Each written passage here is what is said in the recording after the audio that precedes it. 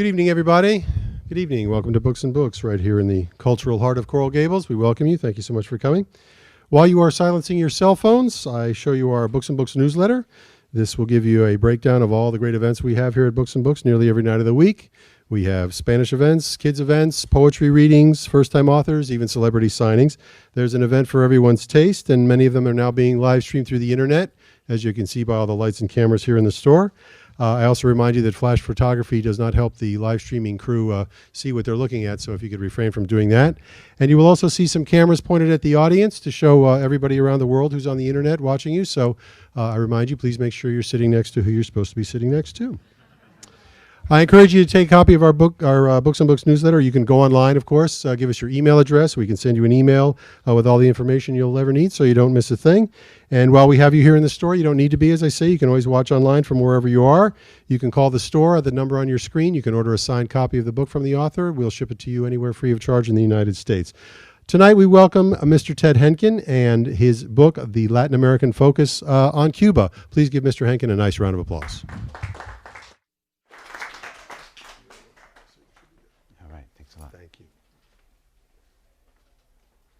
First of all, I would like to thank. You guys can hear me fine? No? Yeah? Oh, I'll just speak like I'm talking to one of my classes then. No, first of all, I'd like to thank Books and Books. Every time I come to Miami, I make a point to come to Coral Gables and come to this bookstore. There are a few independent bookstores left in America, and this is one of the greatest and most engaged culturally in what's happening in the city, in the country, and in the world. It's a great place. I think when I first came here years ago, they didn't have this cafe, and so that has added to the attractiveness of the place. They redecorated, and they use both of the wings to do constant book signings. One highlight a few years ago, maybe 2 or 3 years ago, is that we had a book celebration and launch for Yoani Sanchez without Yoani Sanchez. Those are the days that she wasn't able to travel outside of Cuba. Some of you may have been here then. Some of you may have been in Cuba then. And so the times there are changing, right? So I'm very happy that Books and Books agreed to host this. And they really made it easy to do, very author-friendly. And so thanks to them. Thanks to Books and Books. And browse, have a drink afterwards, and come back. This is a great, great little cultural oasis in the city. So I also want to recognize some of the people who I see out in the audience. This is the final event of a 3-day marathon event we've been having here in Miami, the 24th annual celebration of the meetings of the Association for the Study of the Cuban Economy. And the man that I like to call Mr. ASCI, Association for the Study of the Cuban Economy, is here. Joaquin Pujol, back there in his typical beautiful Guayabera. And Joaquin has taught me many things about trying to run events. He should have a side business as an event planner, maybe. I heard that that's one of the self-employment options down in Cuba, so maybe you could go back and get a self-employment license to run events. I also want to welcome a number of the people who collaborated with the book. This book is not by Ted Henkin. This book is by 15 different people, almost all of whom live in Cuba, except for Ted Henkin, and maybe 2 or 3 of the Cuban authors. But I was more the producer, and the director and the actors in this book are really Cubans. The idea behind it really was this. We wanted American readers, readers of English, the English language, to hear Cuban voices.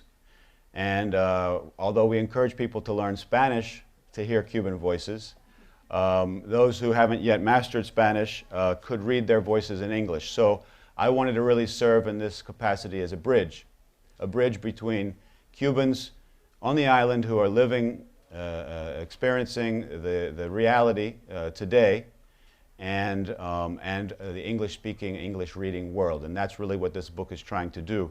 It is thick, it is encyclopedic, but that's because we wanted to include a wide array of voices in the areas of theater, dance, music, history, geography. There's even a couple recipes in there if you want to learn how to make picadillo, flan, mojito. But it also has some heavy topics and some very current topics. Yoani Sanchez wrote a chapter in the book about what it's like to try to get on the internet in Cuba, try to send a tweet, how much it costs, how those things are changing, how activists, internet activists are pushing limits, some of the limits that they're pushing, one of which is the very, very high cost of getting on the internet, but also some of the changes that have happened in the past few years due to some of this activism. There's also a chapter by Reynaldo Escobar. He was long known as the husband of Yoani Sanchez, but recently he is been crowned himself the editor of 14 y Medio, one of the new, and actually one of the many new news and information sites that are being produced out of Cuba, and they just launched about 3 months ago. He wrote a chapter on Cuban media, television, newspapers, radio, how the Cuban media works, the official media, the independent media, the alternate media, some of the media coming from the Catholic Church, some of the publications there. He kind of described the landscape of Cuban media. We have a chapter on politics written by Wilfredo Vallin and myself. Wilfredo Vallin is a Cuban lawyer, an independent lawyer. We have a chapter that I was very, very proud to co-author with Oscar Espinosa Chepe, the late Oscar Espinosa Chepe, and the husband of another author who's with us today, Miriam Leiva. Oscar and I worked back and forth. He basically wrote the master chapter, and I kind of updated it and translated it into English. I also recruited 2 of my students at Baruch College, both of whom are from Colombia, actually, who I tried to teach them to read Cuban Spanish, which is not always easy. The Cuban Spanish is thick, often with the written Cuban Spanish is very academic, at least. A lot of the authors were writing in an academic frame, but we wanted to make sure that it was in an English that was readable to someone who's not an expert, who's not an academic. We wanted it to have a wide opening. You guys will judge whether we succeeded in that, but the 2 students and I translated those into English. Miriam and Dimas Castellanos, who's also with us, were really the co-producers of the book with me, the co-editors of the book with me. My biggest lament about the past 3 days that have been very successful and about this event is that there's an empty chair over there, and in that chair should be sitting Miriam Celaya.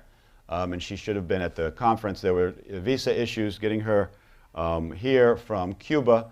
At this time, at least, it was not the Cuban government who prevented her from traveling, but it was more bureaucratic and technical issues that we couldn't get the visa through in time for her to be here. But hopefully she'll get the visa, and we'll do another event maybe in the fall with her.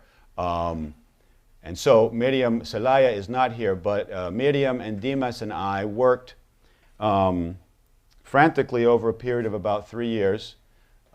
Miriam and Dimas, Miriam basically recruited everyone. So she was kind of the recruiter and chief of the book. Dimas was the first person she went to, and he helped her locate authors who were experts in the various areas that are treated in the book. Also, Miriam Celaya and Dimas were probably the senior authors of a lot of the chapters, so a good third of the book was written by them. And I collaborated in some of those chapters with them. Dimas has a really excellent chapter that I kind of collaborated slightly with on race and class and Cuba. He also wrote a really interesting and important chapter on demography. As many of you might know, the Cuban population is one of the oldest populations in the Western Hemisphere, and with a lot of people, young people going into exile or emigrating from Cuba looking for a better life or work or professional success outside of Cuba, that chapter really looks at the crisis, the demographic crisis that the island faces, where it's really top-heavy with a lot of retirees, and that's going to increase, where there's very few people relatively entering the workforce. So Dimas wrote that part. He and I also collaborated on the history chapter. Especially, he's really an expert on 19th century history and a lot of the things that happened in Cuba in the 19th century that really set the stage and set some political, economic, social traditions that we still live with today, that Cuba still deals with today. Also, Miriam and Dimas wrote one of the final chapters in the book, which is called Contemporary Issues, and in that chapter there is a very important and well kind of researched and very cutting-edge chapter on human rights, dissidents in Cuba, and on the Catholic Church and its kind of positioning in that debate and in that movement, for better and for worse. And it's a very interesting chapter because it looks at the different ways that the Church has positioned itself within that kind of issue and that kind of movement. So, in any case, that is kind of an overview of the book. The last thing that I wanted to say about contributors to the book is that I'm very happy that Orlando Luis Pardo Lasso is with us today. He provided all of the photos that you see, some of which are actually in the book. The book has, I think, 50 photos. I took about 15 of them. Orlando took about 25 of them. And then we had a couple other people in Cuba who contributed some, and then actually there's a couple people in Miami who contributed some. So the book is not just text, so if you start to fall asleep, you can always look at the pictures, right? Especially those by Orlando, which are really, he's a master of what I would call social photography. They really evoke some of the things that, they're beautiful in their capturing daily life, infrastructure, the kind of person in the urban setting. And he's had a number of shows in the United States, and even his photography has been featured in the New York Times as well. So Orlando is with us, and maybe we'll twist his arm and make him come up here and say some words, even though he says, "Oh, I just took the pictures. It's your book," right? I said, "It's your book too, Orlando." So thank you very much, Orlando. We also have Ambassador Martin Palaus here, who is now, I guess, a fellow at FIU, or he directs a human rights center, the Václav Havel Human Rights Center. Just raise your hand so that people can see you. And between those two distinguished guests, we also have Rosa Maria Paya, who I had the pleasure of meeting during the course of the conference. So welcome, Rosa Maria. So what I'd like to do then, and maybe since you're one of my students, and you can tell me if, okay, Professor, they're getting bored, so get someone else up there. So you let me know if I run on too long, right? So what I'd like to do then is just give you guys, I'm going to read a little bit of the book, and then I'm going to pass the baton, so to speak, to Dimas Castellanos, who's going to say about his work on the book in Spanish. So we will have some voices in Spanish from Cubans, and then Miriam Leiva will also speak. Okay, so writing and co-editing a comprehensive reference book on a country with such an intricate history and rich culture as Cuba has been both a challenge and a pleasure. Cuba is literally bursting with a diversity of voices and competing perspectives. However, the internal media monopoly and rigid ideological parameters regulating the island's writers, artists, and intellectuals and scholars often make it difficult for outsiders to hear or make sense of these many voices. Moreover, outside coverage of Cuba often deals in shallow stereotypes, the mulata, the baile, right, the dancing, the music, the cigar, and shallow stereotypes and wishful thinking. We see the Cuba we want to see, not necessarily the Cuba that exists. Uninformed by serious, sustained examination of how life is actually lived on the island itself. Fortunately, this book, has been prepared as the island undergoes an unprecedented period of change, coming both from above and from below, challenging traditional limits on critical expression and creating more space for independent analysis. Anyone who comes in, feel free to just step up here. I'd like to also introduce, we saved 2 chairs for you guys over here, so please come up to the front. This is my wife, Tasha, and she's carrying my son who will be born in 2 months, so welcome her, and my mother-in-law.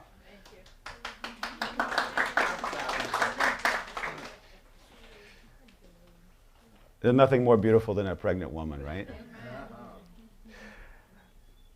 In an effort to seize this special moment, the editors of this book, 2 of whom, Miriam Celaya and Dimas Castellanos, currently live in Cuba, recruited 12 others to give their independent, internal voice to the many topics examined here.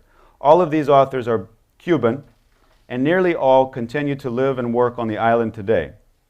Most are also both experts and hands-on practitioners in the fields about which they write, including history, anthropology, law, politics, economics, migration, religion, racial and ethnic relations, class structure, literature, dance, music, theater, film, civil society, human rights, the media, and the internet. Whew, that's a lot, right? The editors would also like to recognize the authors, each from his or her particular point of view, for taking the risk of making their knowledge and analyses public, given that their analyses are often at odds with both the official story promoted by the Cuban government and often the ill-informed one coming from abroad. Their effort to show this other, often hidden face of Cuba while continuing to reside on the island is particularly valuable and commendable. Writing a balanced, accurate, original overview of this unique and fascinating island nation has been a daunting task. How does one describe the innumerable ways in which Cubans have embraced and indeed internalized much of U.S. culture during the island's century of independent existence, while at the same time recognizing the fact that the United States has often wielded its power and influence in a manner that ultimately is harmful to Cuban sovereignty? Likewise, how does one do justice to the enormous initial popularity and impressive social achievements of the Cuban Revolution without ignoring the suffering endured by the Cuban people, both on the island and in exile, as a result of the Cuban government's internal rigidity, intolerance, and paternalism? As Cubans like to say, no es fácil. It ain't easy. Although writing and teaching about Cuba can be a political minefield of sorts, even for the most enterprising and sensitive of scholars, the country of Cuba, with its unique culture, and the people of Cuba with their contagious charisma, passionate convictions, and gracious generosity of spirit, make the never-ending task of understanding the country and its people inestimably rewarding and enriching. This book is the fruit of more than 5 years of collaboration among its 3 co-editors and many authors. And this collaboration is often thanks and was enabled to our strategic use of the internet and social media to share, edit, and translate the book's various chapters. Thanks are also due to the Swedish, Dutch, and Swiss embassies of Cuba for opening their doors to the Cuban co-editors, enabling them to send their uncensored chapters and information back and forth between Havana and New York, necessitating this, making the book a reality. We even managed to convince a few brave and happily anonymous souls to help us by spiriting author contracts and payments back and forth between Cuba and the United States. We thank them here as well, although we won't name them. They said, I'll be happy to take a payment to them, but just don't tell anyone that I'm doing it, right? This volume overall provides an up-to-date overview of historical, political, economic, and socio-cultural development of the island of Cuba from the pre-Columbian period to the present, with an emphasis on the Cuban Revolution, U.S.-Cuban relations, Cuba's impressive cultural achievements, and the country's current socio-economic reality. The book contains 7 narrative chapters, one on geography, another on history. Those were written by myself, Miriam Celaya, and Dimas Castellanos, collaborating with each other. There's a chapter on politics that I co-wrote with Wilfredo Vallín. There's a chapter on economy, as I mentioned before, that was co-written by Oscar Espinosa Chepe. And then there are 2 large chapters that have multiple sub-chapters on culture and society that have multiple authors. And then the final chapter is contemporary issues that I mentioned before. There's also 76 brief little vignettes, little boxes, where we look at various historical, political, cultural, or biographical topics of special interest or importance, such as what is the history of the Guantanamo Bay Naval Base? What is the Platt Amendment and how did it come into being? When did it end? What is the history and development of the U.S. embargo? Who is the writer Reinaldo Arenas? Who is the film director Tomás Gutiérrez Alea, otherwise known as Titon? How about the artist Wilfredo Lam? Or the human rights activists, the ladies in white? All of these and many other special topics are treated with little short vignettes to try to draw attention to them. While the history chapter focuses almost exclusively on the pre-revolutionary Cuba, the bulk of the other chapters are dedicated to chronicling the economic, political, social, and cultural changes that have happened in Cuba since 1959. So to end this, and before I pass the word to Dimas, I'd like to just thank a couple more people who aren't with us today who did collaborate with the book, often silently, but not anonymously, and I think would be proud to have their names associated with the book. Some of you may know a woman named Regina Anavi. Regina has her own book that she wrote about her travels to Cuba back in the 60s. She went to help the revolution, and she lived on a farm and she planted potatoes, but she grew disenchanted with the revolution and didn't go back until the mid-90s and found a very different place. And so she has kind of connected with Cuba, and now she is kind of a voluntary translator of Cuban bloggers. She lives in San Francisco, California, and when we were trying to meet deadlines translating parts of the book, she was very happy and helpful to translate some of those chapters, or help translate some of those chapters. Archibald Ritter, the Canadian economist, read the economics chapter and gave us some valuable feedback. Yoani Sanchez and Ronaldo Escobar, who I mentioned before, were instrumental because they are the ones who first introduced me to Miriam Celaya, who then introduced me to Dimas Castellanos.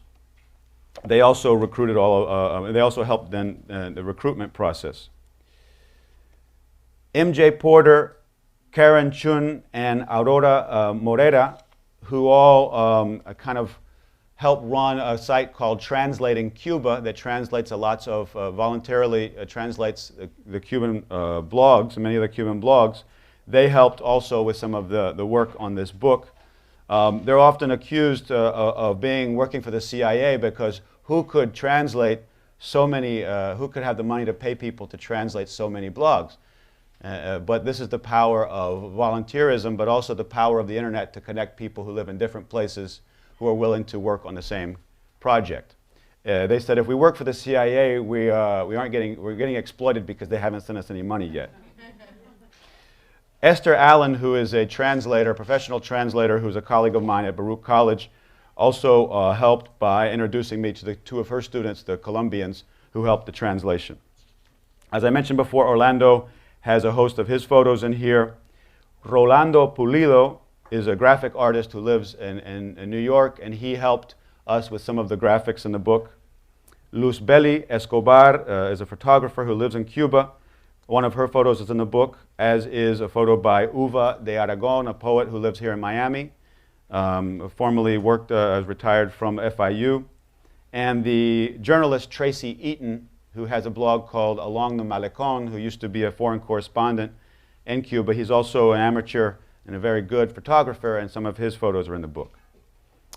Finally, I want to thank Domingo Amuchastegui, who, though he disagreed with a lot of what we wrote in the the politics and government chapter, was kind enough to read it and give us his feedback.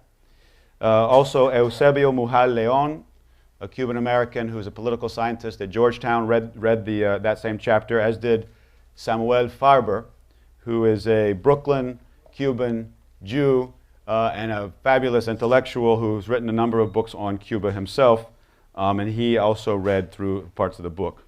The musician, virtuoso Cuban percussionist, and MacArthur Genius grantee Daphnis Prieto read the chapter on music and gave us his feedback. There was a debate over whether I should highlight Pablo Milanés or Silvio Rodriguez, and I chose to highlight Pablo Milanés, and he said I should highlight Silvio Rodriguez. So you guys will have to read the book and see who won that fight, but we fought over those two musicians. So with that, I just want to end by saying that we do have copies of the book for sale. We pulled a couple strings, and the book is really priced for libraries and for kind of a reference or a textbook for a class. And so it's really out of the range of most people who are going to spend money in a bookstore to buy a book. So what I did is I managed to work with the publisher, and we're selling the books at half price. They normally cost, I think, $89. We're selling them for $45, which I realize is a lot of money, but you know, I knew that no one would buy the book if it's $89. Obviously, we're happy to sign it, and we're selling it at cost, actually half the cost. So no, we're not making money, and Books and Books is not going to make any money, but we wanted to make it available at least in this environment. It was really a labor of love,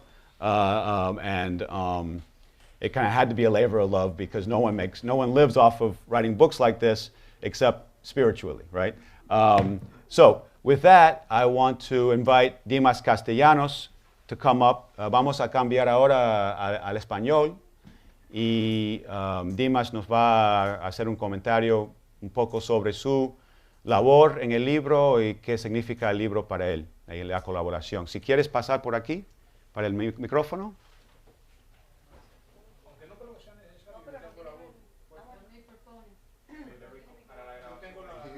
Sí, para la grabación y la cámara creo que sería mejor. Sí, y para que te puedan escuchar tanto en Cuba como en Hong Kong, hay que por internet. Bueno, quizás no en Cuba, pero en Hong Kong sí. Bueno.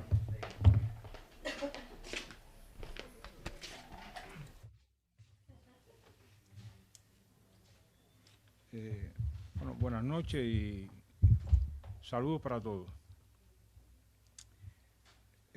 Realmente después de la explicación de Ted, de la lectura del prefacio del libro, pues tienen una idea general casi completa, y desde ese punto de vista tengo muy poco que decir. ¿Qué podría yo agregar a eso? Aprovechar también la oportunidad para, en primer lugar, para agradecer también a Ted, que nos invitó a participar, a Miriam Zelaya y a mí como coeditores del libro. Para nosotros fue una oportunidad, fue una experiencia y fue a su vez un reto. Un reto por las condiciones de Cuba y por la característica del libro. O sea, como está escrito fundamentalmente o casi todo por cubanos, en colaboración con TED, casi todos los capítulos, pero el grueso de los que escribieron el libro, que trabajaron para él, son cubanos, y la mayoría en ese momento radicaban en Cuba y siguen radicando, aunque algunos, uno o dos, han salido después que terminamos el libro. Y fue un reto por los problemas de comunicación. Aunque estamos en la época de Internet y de esa velocidad de las comunicaciones, entonces eso en Cuba es un problema, no es tan fácil, porque hemos estado en las dos orillas escribiendo los capítulos, reenviándolos para acá, reenviándolo de nuevo para hacer arreglos, mandándolo de nuevo para allá, y las comunicaciones con Cuba para nosotros, que ni teníamos dinero para estar gastando lo que cuesta la comunicación en el país, ni tenemos internet en nuestras casas, ninguno. O sea que con grandes dificultades ni tenemos acceso a los fondos bibliográficos fundamentales de Cuba que están en la Biblioteca Nacional. O sea que hubo que buscar toda la información, realizar todas las investigaciones con fondos nuestros, con fondos de amigos que nos prestaron, con muchos trabajos que habíamos hecho anteriormente, porque el libro en definitiva tiene en cada capítulo una compilación de años de trabajo que se condensaron en él. Y era un reto también y una experiencia porque se han escrito muchos libros de Cuba, historias, crónicas, ensayos, análisis de aspectos específicos como de la economía. Chepe tenía 2 libros escritos antes de este, pero escritos por cubanos fundamentalmente radicados en la isla, de una variedad de temas que va desde la geografía, la historia, la economía, la política, los problemas contemporáneos, el arte, el deporte, el periodismo, etcétera, que da una visión integral del país y desde el punto de vista diferente, o sea, con un enfoque diferente al que da el gobierno de Cuba oficial, porque libros sí de Cuba también con esas características se han hecho muchos, pero oficialmente, pero fuera del control del gobierno, porque en esto el gobierno no tuvo absolutamente nada que ver, eso no se había hecho. Y tiene una importancia porque el análisis profundo de muchos de los trabajos que están ahí tienen elementos que van de una u otra forma a formar parte, esa es mi convicción, de todo un background que es necesario para los cambios que están empezando a darse en Cuba y que se van a seguir dando desde el punto de vista conceptual, elementos. O sea, esto no es un libro solamente que permite una lectura, un conocimiento integral de Cuba, sino que hay elementos de pronóstico, análisis del pasado, análisis del presente y una previsión del futuro a partir de esa obra. Y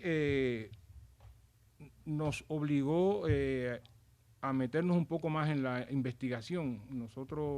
Yo había trabajado un poco en investigación en la época en que fui profesor de filosofía marxista, pero desde el año 92 que me expulsaron de mi universidad, pues ya yo había perdido el contacto prácticamente con la investigación y me había dedicado muchos años después al periodismo ciudadano, a hacer trabajos de opinión, que es lo que yo hago, y como fan de la historia que soy, trabajo fundamentalmente en la historia, fundamentado con la historia. De ahí que el primer capítulo yo lo elegí enseguida y digo, el capítulo de historia, ese es mío.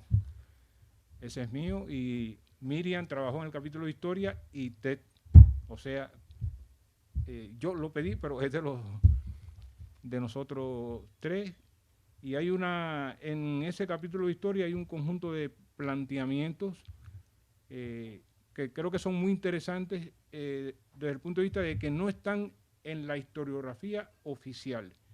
Y estuvieron quizá algunos de ellos en planteamientos de historiadores anteriores al 59 o de otros como Moreno Fraginal que se fueron de Cuba, pero no en la historiografía oficial y que se desconoce porque en la escuela cubana en los últimos 50 años esa historia no se ha enseñado. La historia que se conoce en Cuba es otra, una historia muy simplista de los barbudos, bajaron de la sierra, encontraron un desierto ahí, levantaron un país frente al imperialismo, enfrentado con él, y eso es lo que se le enseña a los niños en la escuela, eso es lo que está en los libros de historia para las secundarias básicas, para los preuniversitarios, y es la historia que se da en la universidad. Yo puedo asegurar que el 80% de las personas en Cuba no saben nada de la historia de Cuba. Y por eso creo que tiene tanto valor. Lo mismo pasa con el trabajo de economía. Tuvimos la suerte de contar con Chepe antes de su fallecimiento. Yo le propuse a Ted cuando eso conmigo, digo, yo voy a ver a Chepe, porque además teníamos una amistad de hacía muchos años ya profunda, y pues me mantuve mucho al tanto de todo lo que él estaba haciendo con esto, igual que en los trabajos que tiene Miriam Leiva para ese libro. O sea que para nosotros fue una gran oportunidad, algo que yo no pensaba también por mis características personales, porque yo no soy, aunque la gente me dice que sí, yo no soy un intelectual, yo siempre sigo diciendo, yo soy un obrero, yo soy un soldador de la construcción, y que estudié después de adulto. Yo cuando tenía 22 años que trabajaba de soldador en Santiago de Cuba en la termoeléctrica Renté, en la prueba de escolaridad que hizo el gobierno ese año, en el 63, tenía 4º grado de escolaridad. Y de ahí para acá eso fue una previsión de mi padre.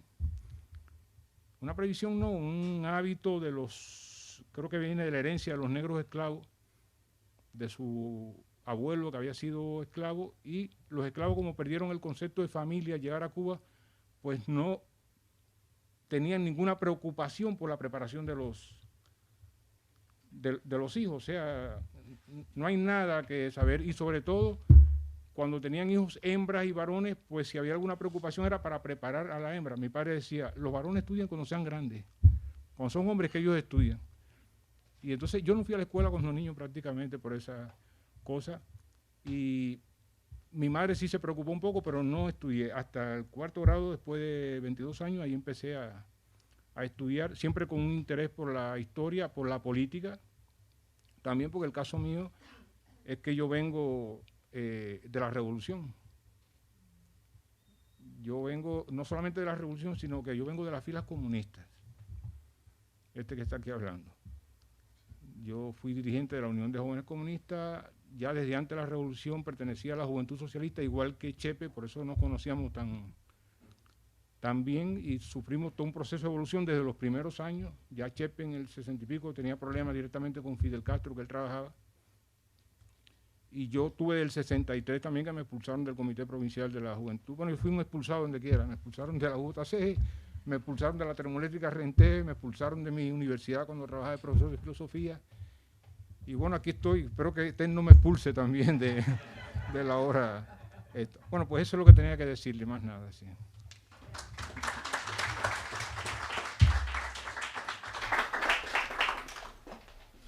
Bueno, también pueden ver que aparte de un libro que viene de la mente, también es un libro de corazón.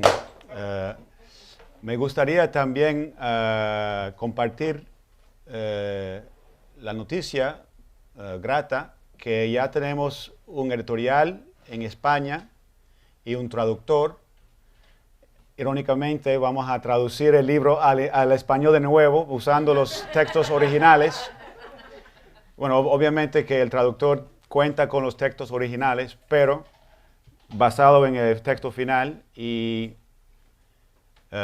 si Dios quiere ya para noviembre, quizás junto a Dimitri, mi hijo, va a llegar la traducción del libro al español, porque realmente los autores del libro querían no solamente tocar un público angloparlante, sino un público cubano que pueda ser leído en el mundo hispanohablante, pero mayormente por cubanos, tanto en Miami como en Madrid, como en La Habana, como en Guantánamo. Entonces, vamos a ver si tenemos otra fiesta para el lanzamiento del libro en español. Ahora presento a Miriam Leiva, que vino a participar en ASCII y también para compartir con nosotros. Miriam.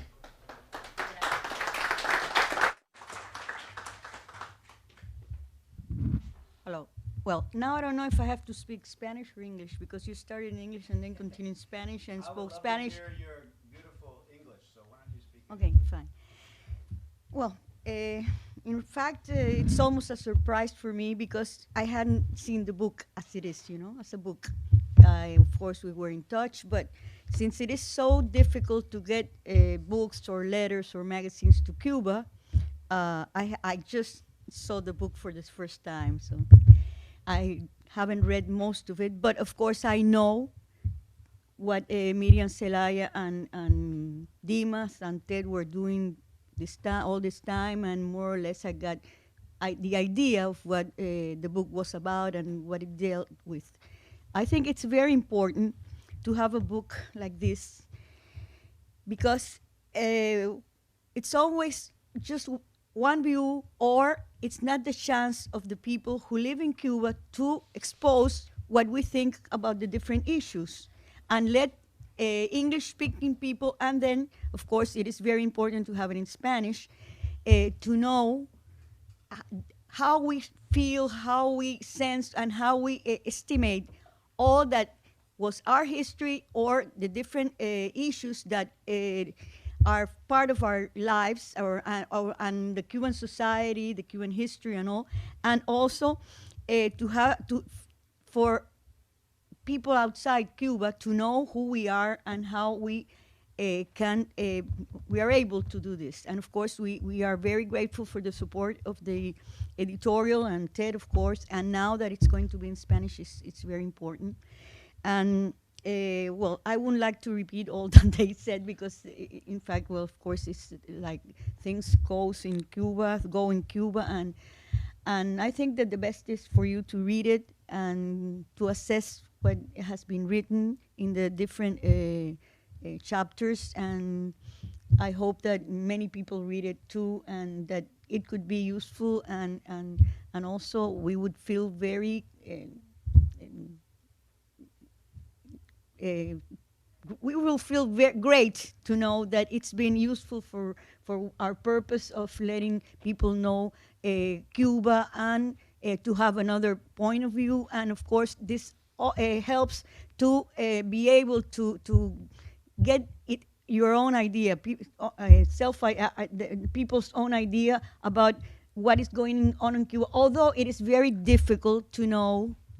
Although it is very difficult to know and to understand Cuba, because our society is it's been broken in many ways, not only families and Cubans living inside Cuba, abroad, and we are all Cubans. Although this Cuba in the let's say in the island is in such a bad shape. It's so damaged in every aspect, you know, that we have to struggle in a very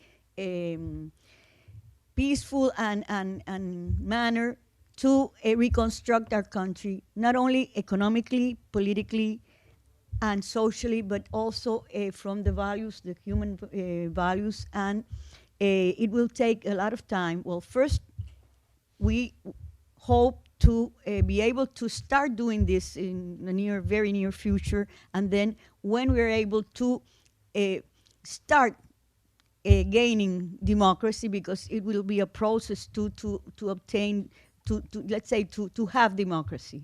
It's a process, it's a transition, and it will be very difficult also. But when we be able to do this, I think that we could be able to have a new Cuba, and also with all Cubans working for this, and for all Cubans. Thank you. And for also, I'm sorry because I was going to finish, but I think it's very important, now that I am in the United States, I think it's very important that we have new links with the United States in a really neighborhood, let's say, in very these relations that we had for many years that have been like clashes, and it's absurd because our societies and our culture and everything has been so close for so many years and centuries, and our culture, our sports, everything are so interconnected that we cannot reconstruct Cuba. We cannot have democracy if we don't have good relations with the United States, and if we can interact, you know, we need a proactive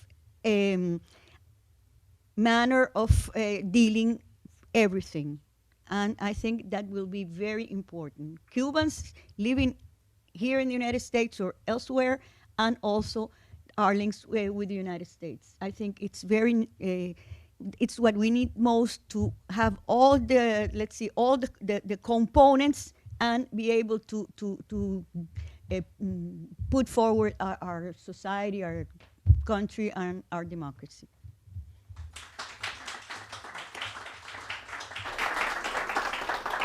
All right, Miriam, don't sit down yet. Dimas, si tú también podrías venir para acá porque quiero dar al público la oportunidad de hacer preguntas y queremos responder desde aquí quizás. Miriam collaborated in the book as I mentioned before, and I just want to, Miriam is a former diplomat. She's lived in a number of Eastern European countries, and this is part of the reason why she speaks English so well. Her section is on Cuba's international relations, the 21st century Cuban relations between Cuba and the United States. She has another section, Socialism of the 21st Century, Cuba's relations with Venezuela. And then finally, she has a section on liberalization without democratization, Cuba's relationship with China. So China, Venezuela, and the United States are the things that she contributed her analysis of that history, but also of the current interactions and relationships.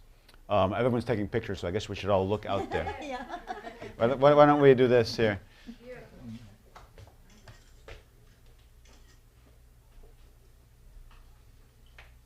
I hope we're as beautiful as you guys are, because from here you guys look great. All right, so terrific. And anyone who would like to purchase a book, we're happy to, all of us, sign it for you. And write a sweet little note in the front. So does anyone have any questions for any of us in either Spanish or English? I could try to answer a question if you asked it in Italian or Portuguese, but just stick to Spanish and English. Yes, Andres. I wanted to find out a little more about how fast the changes into a democratic Cuba are taking place inside the island. For a very long time, everything that's been, heard of. Es más, te lo voy a decir en español. Quiero saber la rapidez en la cual la democracia en Cuba está tomando efecto. Desde el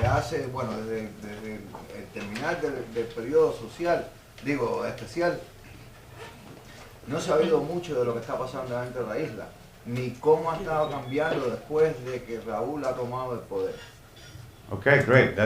You should have come to the conference. That's what we've been talking about for 3 days. But next year you'll be there, I'm sure. Both of you guys, right? So I'm sure that we can answer that very easily. So I'll let you guys start. Empieza tú, yo, dale, empieza.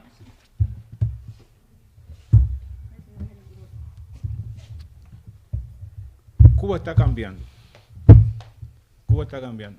No está cambiando ni en la profundidad que la nación necesita, ni a la velocidad que la nación necesita, pero está cambiando. Esa es una realidad impuesta por las condiciones actuales de Cuba.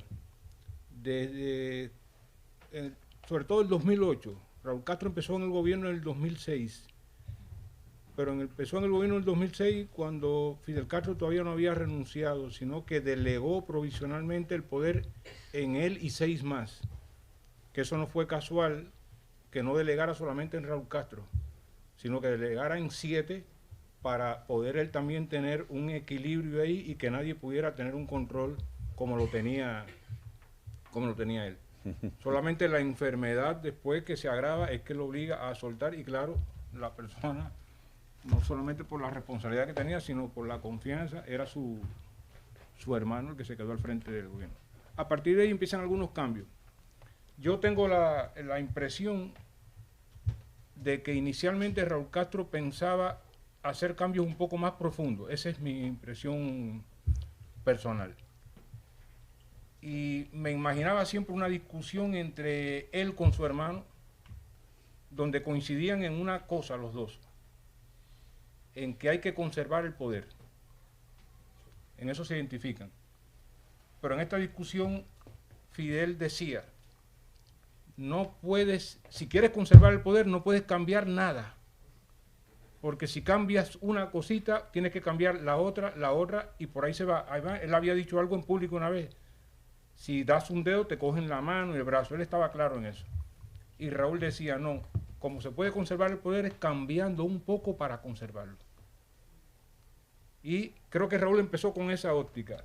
Sin embargo, cuando las cosas se le empezaron a complicar, en cuanto empezó a surgir un sector de clase media en Cuba y cosas que no estaban en su proyecto inicial de cambio, creo que a partir de ahí empezó a ralentizar y más tarde eso él lo cuajó en la frase esa de sin prisa pero sin pausa. O sea, mucho más calma. En definitiva, los cambios están diseñados por el gobierno hasta ahora de tal manera que no se pierda el poder, que no se le vaya el poder de las manos. Y ese es el límite, esa es la frontera invisible.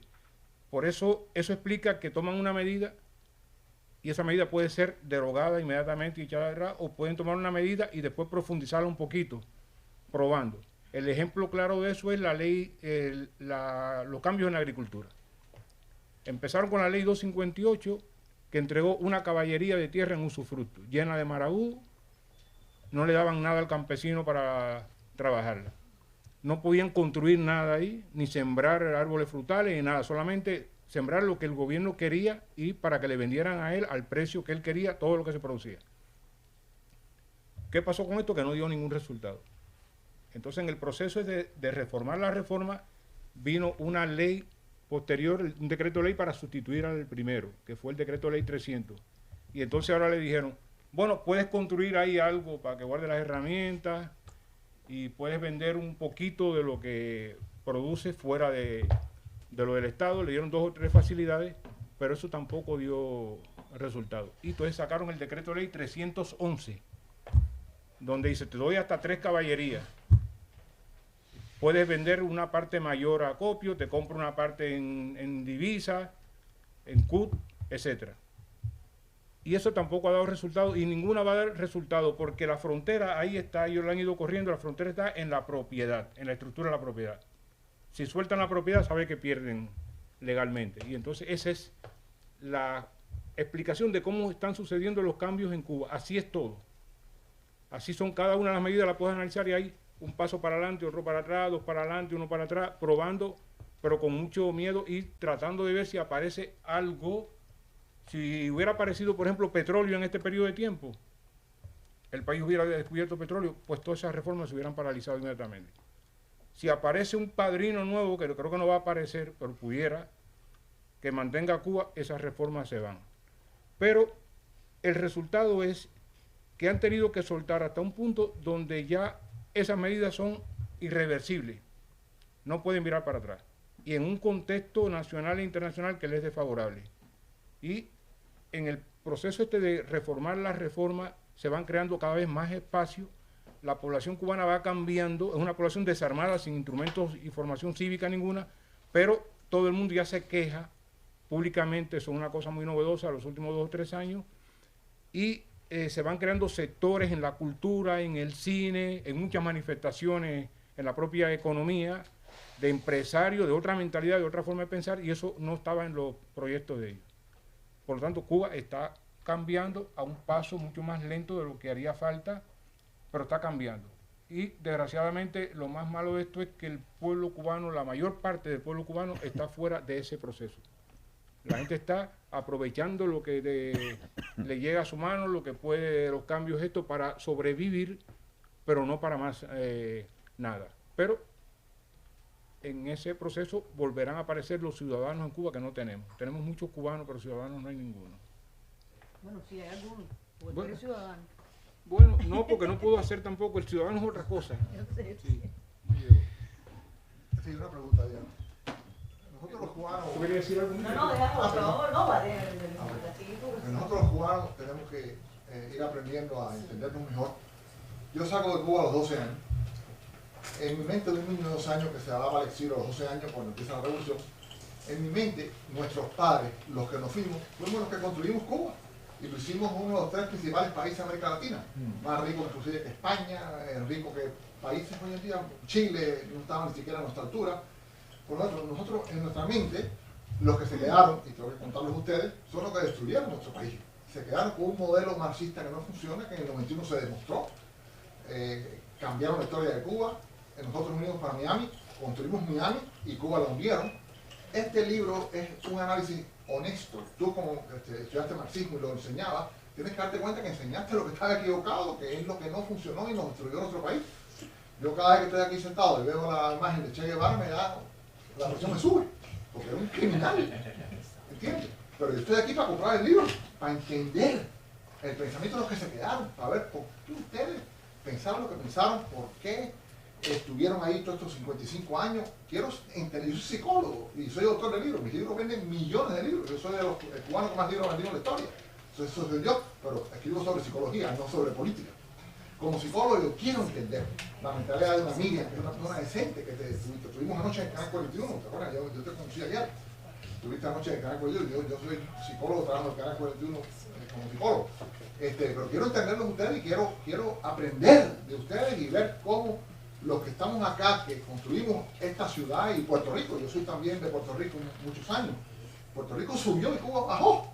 Entonces yo quiero ver qué se puede hacer ahora para que Cuba suba y se merezca un lugar en la historia como debe estar, a subir a los principales países de América Latina. Pero obviamente sin esta lacra que está allí todavía, que no permite que nosotros progresemos.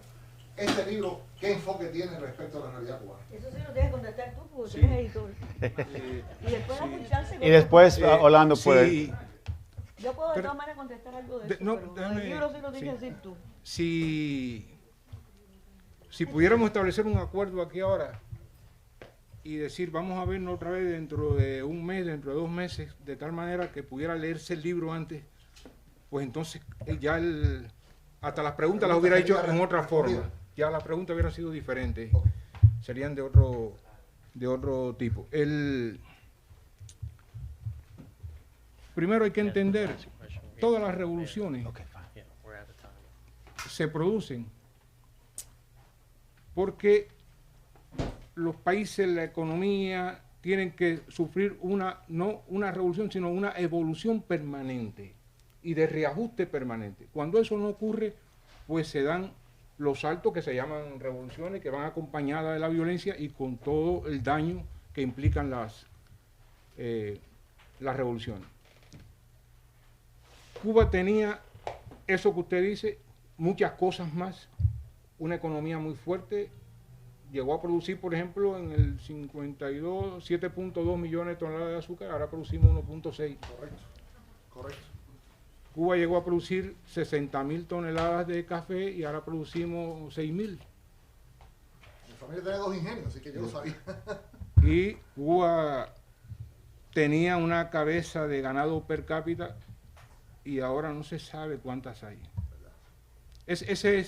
Que sencillamente es eso, el llamado socialismo con esa característica, sobre todo el totalitario, socialismo totalitario, donde un grupo de personas que llegan al poder quizás con la mejor intención para no pudiera haber sido, pero con un desconocimiento total y con unos hábitos que traían, sobre todo el líder de la revolución, por su origen, que no vamos a hablar de eso aquí ahora, su origen de la universidad, lo que era él realmente, y llevó esos hábitos a la política, con el poder. La revolución tiene ese problema que te asumes el poder, te conviertes en fuente de derecho y entonces ya esto es mío.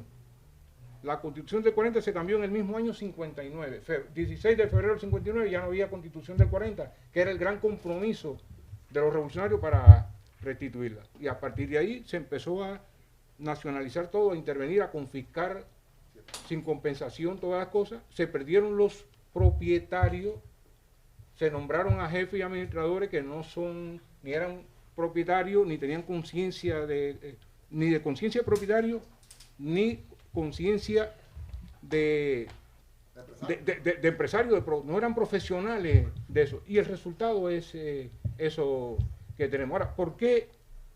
¿Qué es lo más interesante? ¿Por qué más del 90% del pueblo cubano apoyó ese proceso? Bien, por una gran habilidad. Sencillamente, los grandes almacenes se empezaron a distribuir, todo se distribuyó, se le quitaron los que se fueron, las casas se las dieron a otro, las tierras se lo dieron a otro, y naturalmente a un pueblo que le empiezan a regalar cosas. Se hizo la alfabetización.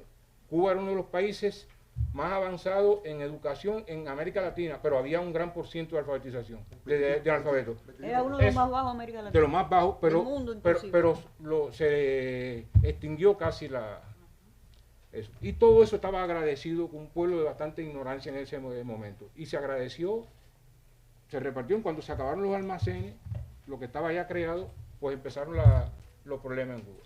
Yo, por ejemplo, rápidamente, mi primer dificultad dentro de ese proceso ya se da en el año 62. Ya una discusión, tres de los compañeros que estaban allí hicimos un conjunto de planteamientos en el Comité Provincial de la Juventud en Oriente. Yo era el organizador de la Unión de Jóvenes Comunistas en Oriente en el 62. Y fuimos expulsados en ese momento del Comité Provincial.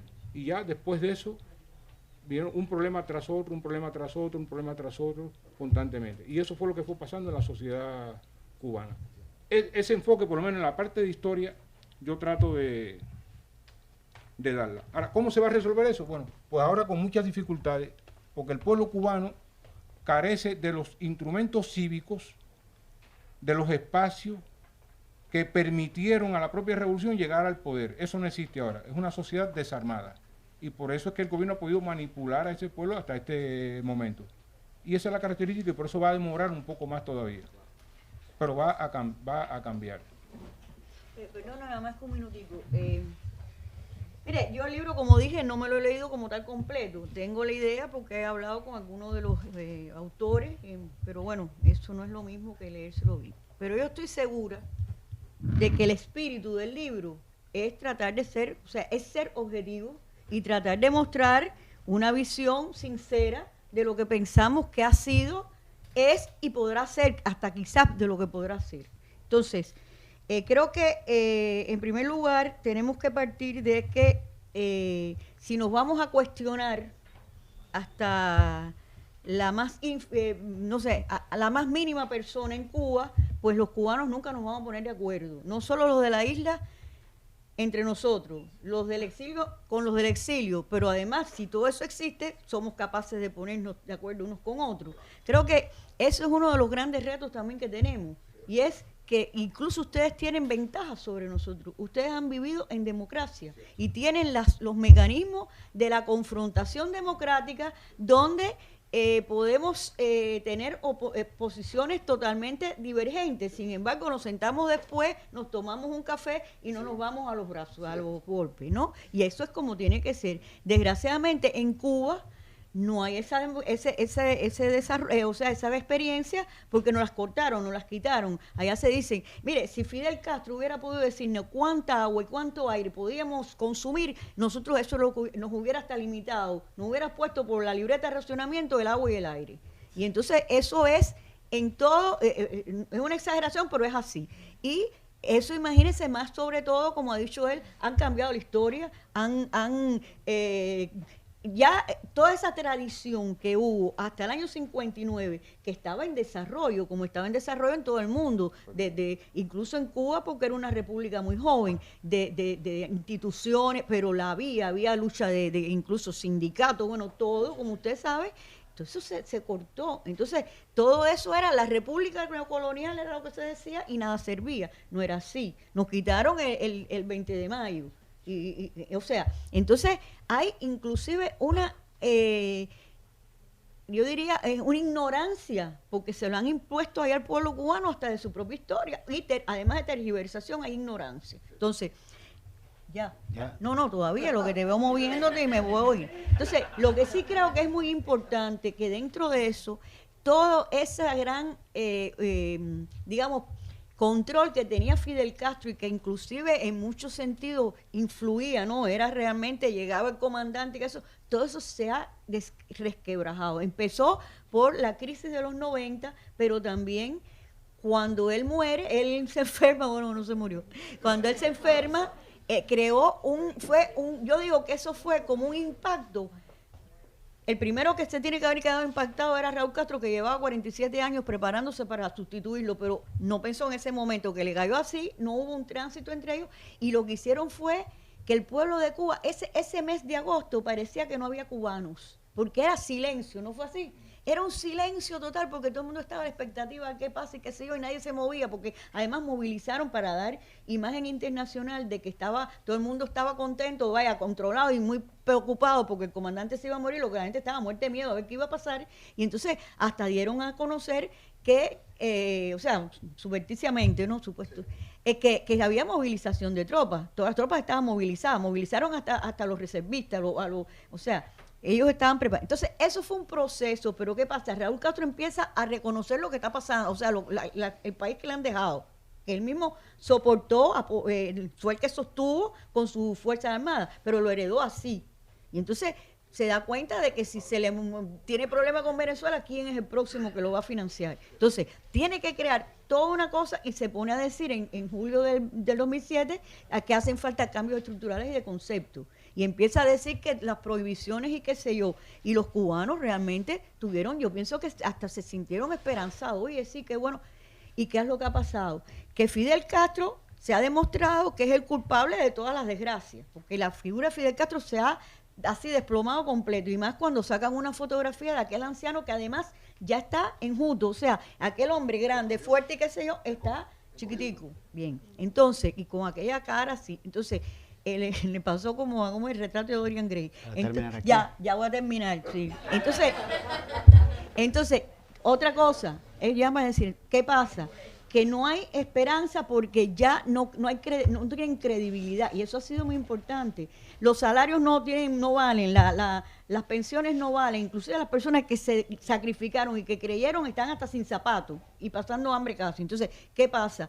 Que es una situación que hay en el país de que la mente de los cubanos se la ha estado abriendo, y además de eso, el miedo.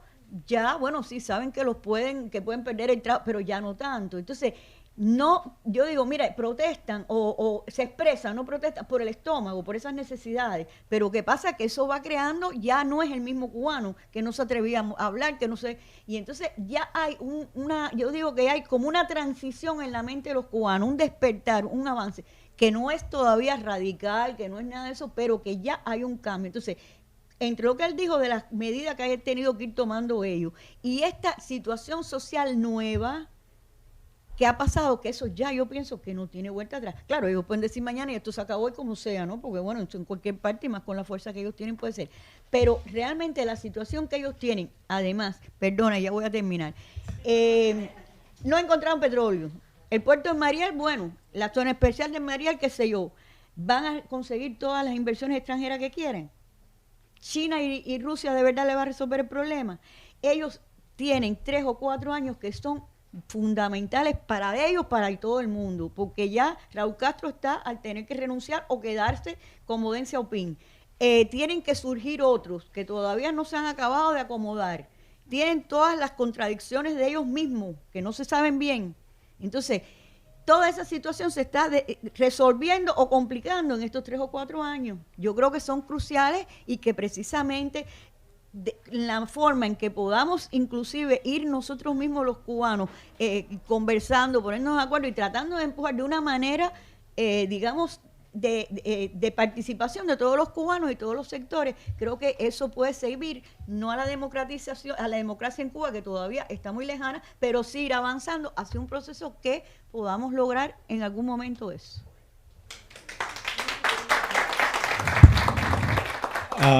We could be here till midnight. My wife knows that I could talk about Cuba. I often do till midnight, and she says, shut up and go to sleep. So I thank everyone here for coming. I also want to thank, big thanks to Books and Books, to the technicians here who have spent their time and given us this space. We can keep the conversation going. The book's one of the start conversations, just like this one we just had. So retire to the lounge or stay around here, chat, talk, argue among friends, and buy the book, and we'll sign it. Thank you very much for coming.